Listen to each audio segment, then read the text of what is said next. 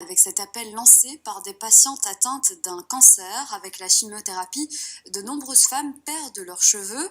Alors certaines l'assument et donc ne portent rien sur la tête, et d'autres choisissent de se couvrir le crâne, que ce soit avec une perruque ou avec des bonnets ou des chapeaux.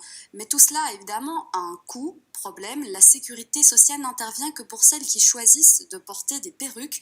Les explications avec Aline Delvoye et Eric Bever. Vanessa suit une chimiothérapie, elle a perdu ses cheveux, mais elle ne souhaite pas de perruque, elle préfère un chapeau. Voilà le modèle Angelina, je pense qu'il sera parfait pour vous, je vais vous l'essayer si vous permettez. Vous voyez, ici, vous aimez? J'adore. Il faut savoir, sans cheveux, on se sent vraiment pas à l'aise, même pas avec la famille proche. Je me sentais tellement triste, mal dans ma peau.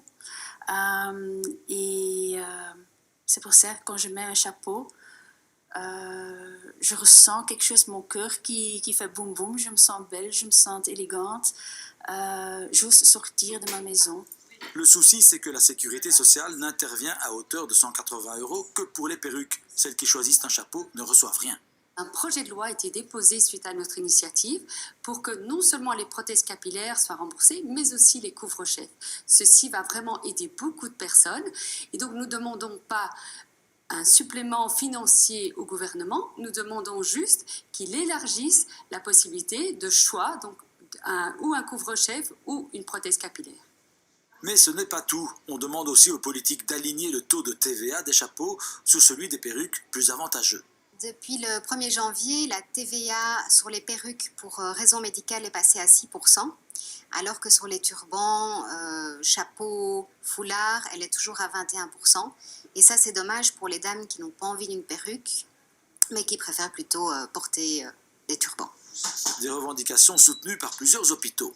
Ces éléments-là sont importants pour les patientes parce qu'ils leur permettent de mieux faire face et de mieux vivre les traitements qui sont des traitements lourds, de mieux faire face et de se sentir mieux dans leur peau face aux effets secondaires des traitements. C'est le cas de Vanessa, qui est tombée amoureuse de son couvre-chef. Oui, voilà, on voit pas que je suis malade.